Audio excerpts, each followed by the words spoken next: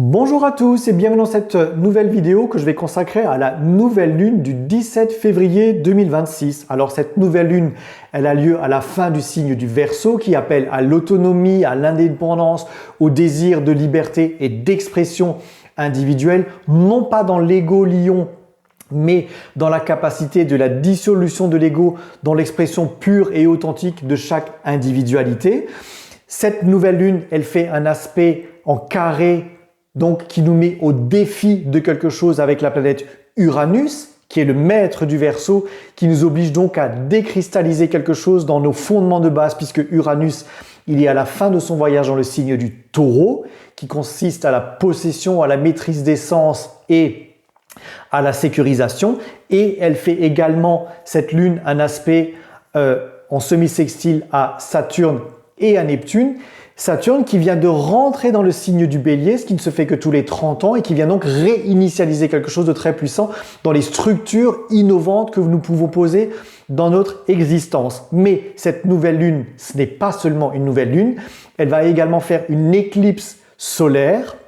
Alors ce n'est pas une éclipse solaire totale, c'est une éclipse solaire partielle, c'est même ce qu'on appelle une éclipse annulaire, c'est-à-dire qu'on va voir un cercle de feu se dessiner au moment de cette éclipse et nos anciens considéraient cela comme un point de passage entre le passé, l'histoire que nous connaissons et le futur que nous ne connaissons pas encore mais qui est à réinventer. C'est un point de bascule, c'est un point chaotique et c'est un point déstabilisant.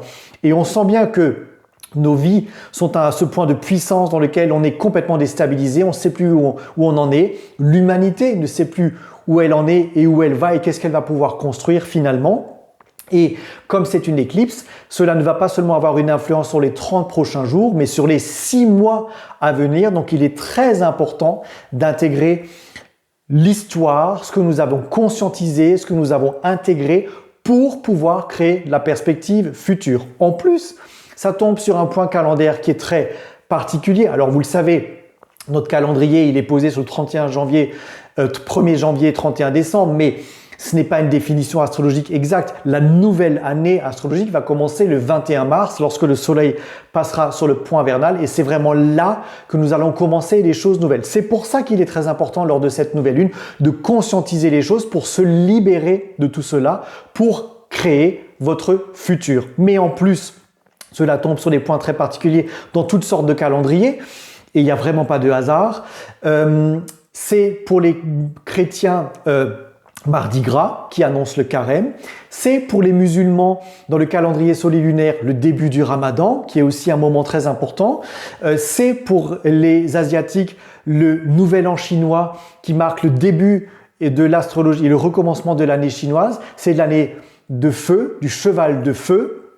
Et ça nous ramène donc à cette puissance du cheval et au feu qui est une énergie de création instinctive mais qui peut aussi être très destructrice. Et cette éclipse lunaire qui représente ce cercle de feu dans lequel il faut plonger pour créer son futur en ne sachant pas vers où on va, et bien symboliquement c'est extrêmement fort. C'est la peur du vide, c'est très déstabilisant, c'est très angoissant. Mais il faut aller vers ce futur que nous avons en main pour pouvoir le construire. Donc, ça va consister, encore une fois, à relativiser ce qui vous est arrivé dans le passé pour vous détacher du côté dramatique ou fantomatique que peut contenir le passé et vos blessures passées pour créer, grâce à l'axe d'Uranus, cette perspective nouvelle pour aller créer quelque chose de neuf, quelque chose qui peut vous permettre d'étendre vos connaissances, d'étendre vos amitiés, d'étendre vos réseaux de connaissances, d'étendre votre communauté de connaissances par tous ces axes qui sont Verseau, mais par la conscientisation individuelle. Donc peut-être que c'est le moment de vous éloigner de vos habitudes qui sont présentes depuis longtemps et que vous avez sécurisées d'une certaine façon en osant peut-être quitter ce poste de travail qui vous saoule tellement, en osant quitter ce partenaire de vie qui est toxique, en osant vous détacher d'une histoire familiale qui peut-être vous a forgé à une époque, mais que vous avez le droit de réinventer en toute autonomie et en toute indépendance à partir de maintenant. C'est donc le moment de sortir de choses qui sont posées depuis trop longtemps, qui ne vous vont plus, qui ne vous valorisent plus, qui ne vous correspondent plus, qui ne vous font pas vous sentir authentique.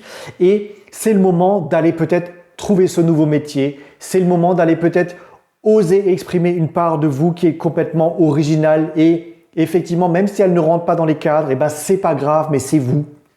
C'est le moment d'aller vivre quelque chose d'émotionnel, de puissant qui vous nourrit. Voilà, c'est le moment d'instaurer, et ça vous met au défi par le carré Lune-Soleil-Uranus, à exprimer cette part d'originalité de vous-même, à exprimer votre sensibilité, vos émotions, d'être en accord avec ces émotions pour aller produire ce que vous avez besoin de produire dans l'existence, pour aller motiver ce que vous avez besoin de motiver dans l'existence. Bref, soyez vous-même, soyez à l'écoute de vous-même, en étant libre d'être vous-même, en n'étant plus attaché à des contraintes qui finalement vous retiennent. Bref, c'est le moment de vous exprimer. Mais, je dis ça avec beaucoup de légèreté, le carré Lune-Soleil-Uranus, il est déstabilisant.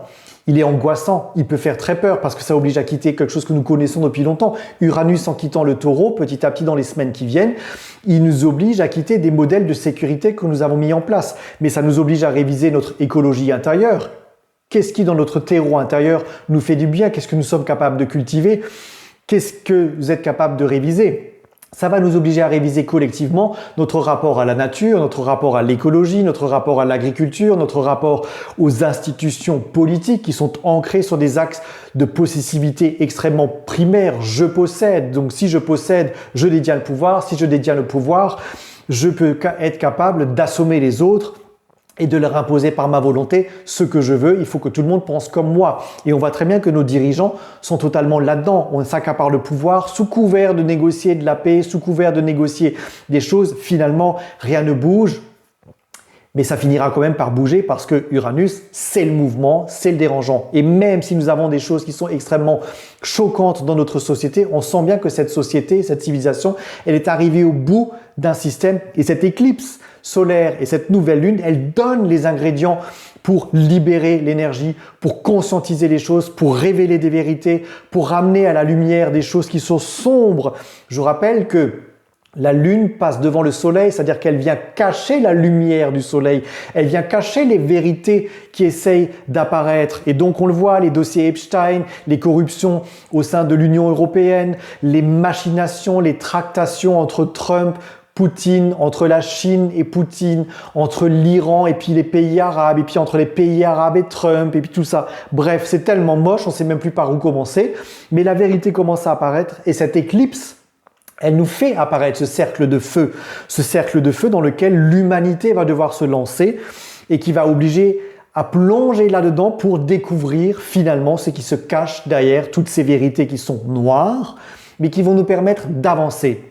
Et comme Saturne, le maître du Verseau, vient de rentrer dans un signe de feu, le Bélier, eh ben, ça va nous obliger à structurer les choses différemment. Dans votre vie, ça va vous obliger à redéterminer les bases qui sont saines pour redémarrer quelque chose. Donc, que ce soit dans l'orientation professionnelle, que ce soit dans des choses financières que vous êtes obligé de poser, que ce soit des secteurs émotionnels ou familiaux, bref, il va falloir assainir au maximum, éliminer au maximum tout ce qui ne vous convient plus pour que des bases saines soient posées. Et dans notre humanité, c'est également ça, c'est que nos dirigeants qui vont être frustrés par ce positionnement de Saturne en Bélier parce qu'il n'est pas chez lui, et il est frustré dans ce signe-là. Donc ça peut faire remonter les tyrans encore plus fort, mais ça va aussi réclamer de la part des peuples en face ce besoin de liberté encore plus fort. Donc les tyrans vont se rebeller contre les tyrans eux-mêmes, et les tyrans présents dans la société et dans les foules peuvent vouloir prendre le contrôle. Bref, nous sommes dans un état